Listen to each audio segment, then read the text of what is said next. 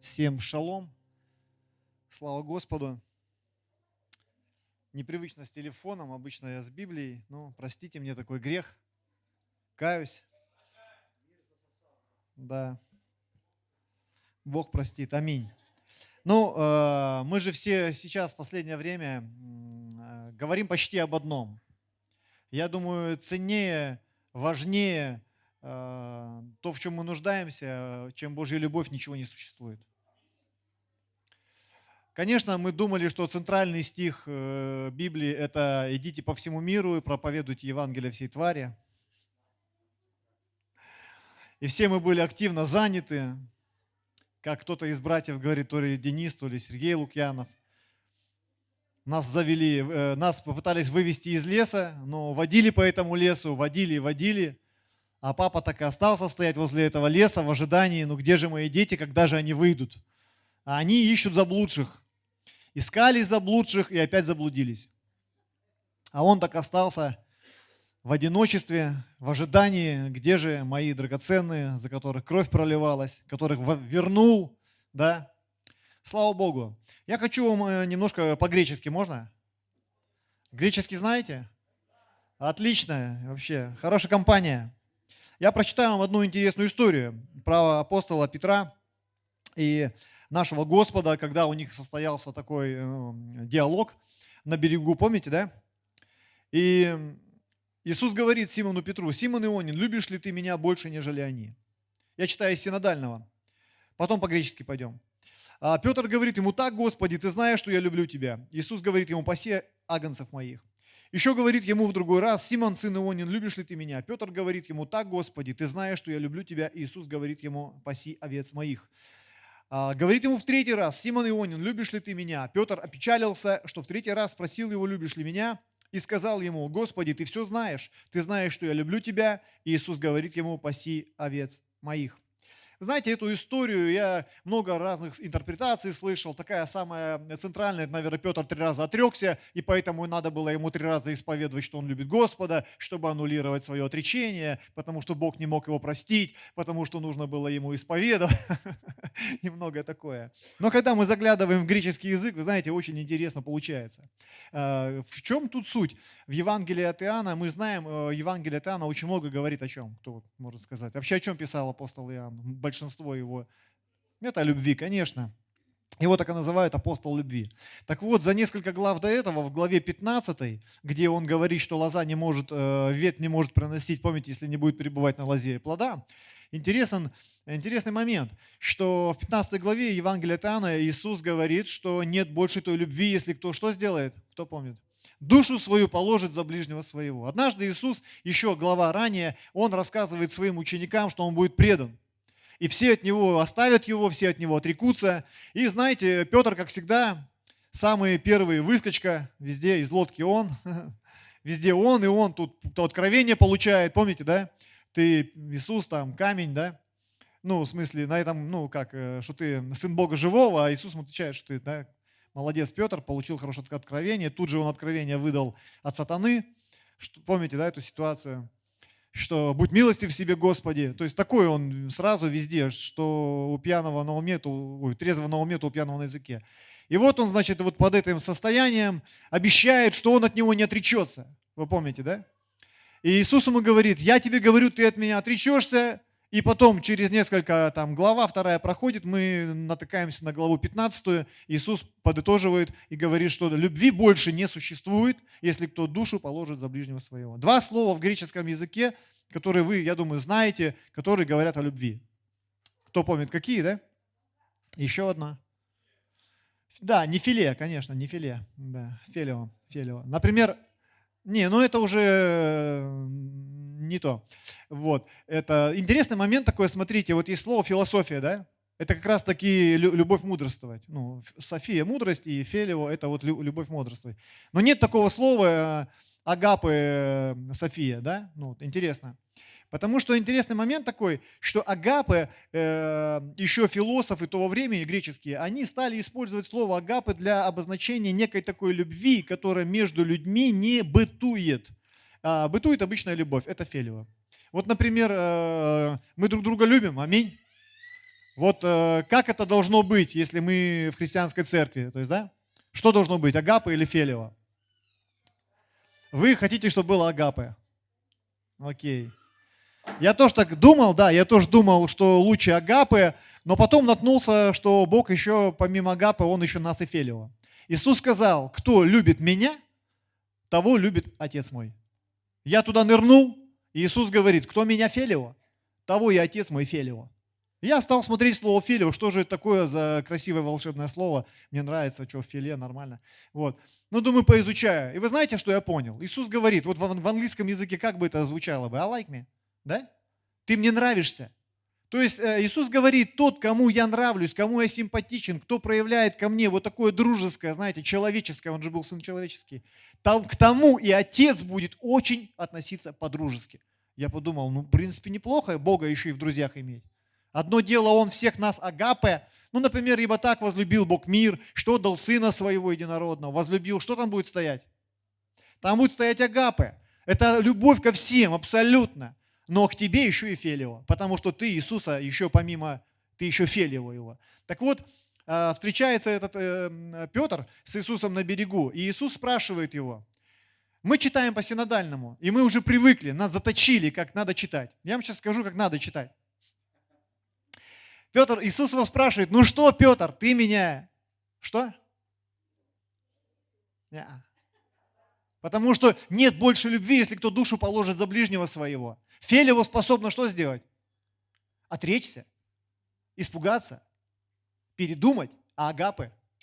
Агапе, первое послание к Коринфянам, глава 13, что делает агапе? Никогда не перестает, не обижается и так далее и тому подобное.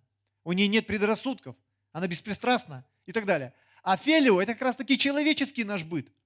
И интересно, Иисус ему говорит, ну что, Петр, ты меня агапе? Ты же там говорил, что за меня жизнь положишь. А как Петр ему отвечает, как вы думаете? Вот так вот. Два разных греческих слова. А мы все в нашей Библии читаем два одинаковых слова абсолютно. Я нашел только в украинской Библии, Иисус спрашивает его, ты меня любишь? А он ему отвечает, нет, я тебя кохаю. Кохаю – это человеческая любовь. Она не божественная. Это любовь, можно сказать, я кохаю собачку, жучку, внучку, репку, детку там. Ты можешь кохать все, что хочешь. Понимаете?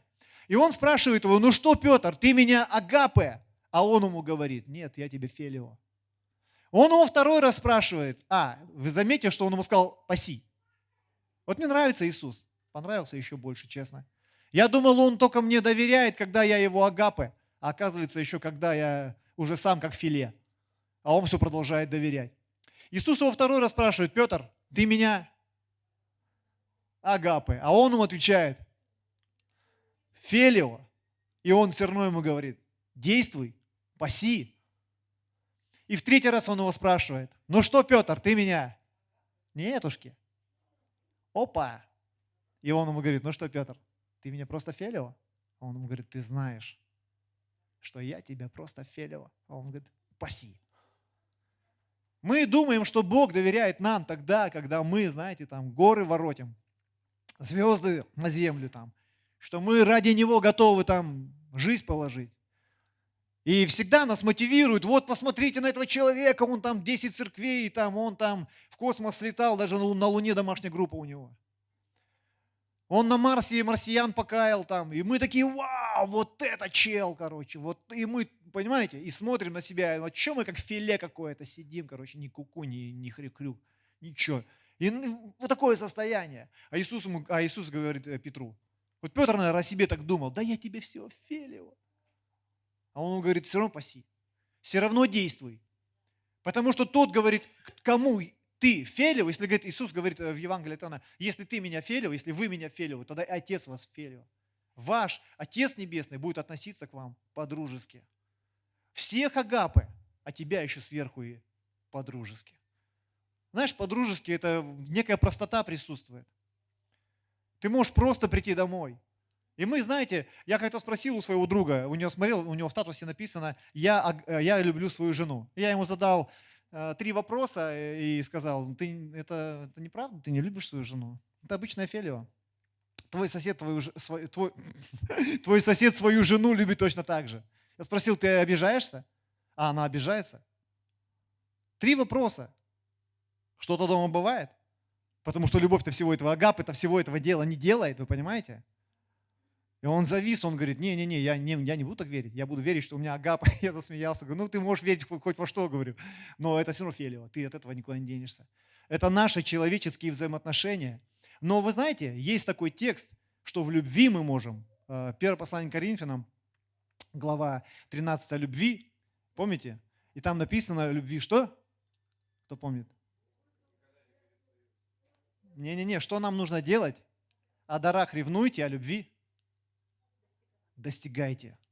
И вот к этой любви, которой больше ничего не существует, выше не существует ничего, чем она, туда нужно стремиться. И стремиться туда надо не неверующим людям, которые Бога не знают. Послания написаны нам, верующим людям. А Павел писал нам, верующим, чтобы мы стремились к этой любви, которая беспристрастно, нелицемерно, все покрывает, все прощает и так далее. А пока мы здесь, в церкви, многие люди приходят в собрание и говорят, я там любви не видел. Ну правильно, потому что, ну извини, когда у тебя бездна, она поглощает все. Там какую бы любовь ни проявили, она все съедает, и все мало и мало. Ну, согласитесь, да? И человек думает, что он ожидает чего-то божественного, а мы обычные люди.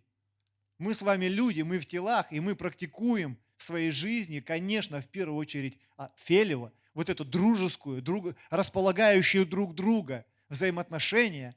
Помните, апостол Иоанн, сейчас я заканчиваю на этой мысли, он сказал, ваше общение с нами, а наше общение с Отцом и Сыном Его. Другими словами, он сказал, ваше отношение к нам – это фелево, а наше отношение с Отцом и Сыном – это уже другой уровень совершенно. И апостол Иоанн писал об этих вещах, мотивируя церковь, мотивируя верующих людей, чтобы они переходили вот на эти уровни, на которых, знаете, я думаю, мы будем переживать что-то, нечто большее, чем мы переживаем сейчас. И я благодарен Богу за то, что Он показывает нам вот эти пути, в которых мы можем переживать освобождение, в которых мы можем переживать присутствие Божье. Я думаю, когда Бог в отношении нас проявляет, это точно агапе. Это то, что нас освобождает. И я заметил одну вещь. Сегодня ночью, когда я проснулся, пошел по нужде, так сказать, так бывает, замечали? И Господь мне говорит, знаешь, есть один человек, есть одна женщина в Новом Завете. Тебе нужно это узнать. Я сказал, да это, наверное, Мария, которая села у ног Иисуса. И Господь сказал, она избрала благую часть. Так? И мне мысль приходит, я думаю, у вас такие же. Ну давай, иди проверь. Я взял, набрал у себя в телефоне, в поиск Библии, симфонии, я набрал. И я был в шоке. Оказывается, есть куда круче женщина. Возможно, это она, я не знаю. Вы помните, когда Иисус пришел на вечеринку к фарисею, и зашла женщина, вы помните? И знаете, что Иисус сказал? На вопрос, отвечая этого фарисея, за то, что она возлюбила много. И кто много любит, а вы знаете, какое слово там используется? Агапе. Она тогда. Мы смотрим в послании, написано, любовь Божия излила в сердца наши Духом Святым. Когда был излит Дух Святой? А она уже пережила нечто такое. Представляете? Она уже тогда пережила Божью любовь, и ответ на ее реакцию, она проявила эту любовь к Иисусу. Я думаю, она проявила и фелио, и агапы, там, наверное, такая смесь была. Вы знаете, что интересно? И Господь мне так положил мне на сердце, сказал, никогда не оправдывай себя, что ты не переживаешь агапы, что тебе мало Святого Духа. Посмотри на эту женщину. Она ничего не имела, но получила больше всех. Поэтому пусть Бог благословит нас, чтобы мы, знаете, себя не оправдывали, думая, что вот что-то должно произойти, какое-то небесное вторжение в мою жизнь, и моя жизнь бах, и все изменится. Нет, изменится только все тогда, когда мы со своей стороны. На нее не упало ничего, помните? Ничего на нее не сошло, ничего с ней не произошло. Она просто что сделала? Возлюбила. Это мощно. Поэтому я благословляю вас и сам благословляюсь, размышляя о Божьей любви, зная, что она сможет сделать с нами несравненно больше. Она сделает с нами то, чего даже мы себе представить не можем. Это действительно бездна, богатство, премудрости Божьей. Вот этот Бог есть, агапе. Благослови вас Господь. Аминь. Драгоценные, приветствую вас на нашем канале, и я рада, что вы досмотрели это видео до конца. И знаете, у меня есть для вас предложение. Если вы не принимали Господа Иисуса Христа в свое сердце, как своего Спасителя, как любящего Папу, то я предлагаю сделать это прямо сейчас. И я хочу предложить вам просто повторить со мной эту молитву. Однажды я тоже молилась этой молитвой, и знаете, я благодарна Богу, что Он привлек меня к себе. Поэтому, если вы хотите вместе со мной помолиться, то разрешите мне повести вас в молитве прямо сейчас. Драгоценный Господь, я прихожу к Тебе, и я признаю, что я грешник, и я признаю Тебя своим Господом и своим Спасителем. Я верю, что Ты умер за мои грехи, что Ты поднес за меня немощи и болезни, для того, чтобы я имел жизнь вечную и ходил в Твоей любви и в Твоей славе каждый день. Прости меня, Господь, и я принимаю Тебя своим Господом и своим Спасителем. Я прошу Тебя, действуй в моей жизни каждый день и покажи мне свою проявленную любовь. Мы молились во имя Иисуса Христа. Аминь. Что сейчас произошло? Вы доверили Богу свою жизнь, вы посвятили Ему свое сердце, и с этого момента, знаете, вы можете с легкостью говорить, что Бог ваш Папа, и просто говорить Ему о своей любви, а также слышать, как Он любит вас в ответ. Я благословляю вас, и позвольте мне коротко помолиться за каждого из тех, кто принял и произнес вместе со мной эту молитву. Дорогой папочка, я прошу Тебя прямо сейчас за тех людей, за моих братьев и сестер, которые приняли Тебя своим Господом и Спасителем в этот момент. Я прошу Тебя, Дух Святой, направляй их жизнь каждый день, в каждый момент, каждое мгновение. Веди их, Дух Святой. Я прошу Тебя, Бог, чтобы они пережили Твое реальное присутствие и пережили, Господь, и ощутили Тебя, что Ты их папа, что Ты их любимый, и как Ты любишь их. Господь, я благословляю каждого человека, кто смотрит сейчас. И я прошу, Дух Святой, царствуй в их жизни во имя Иисуса Христа. Аминь. С миром Божьим, драгоценные.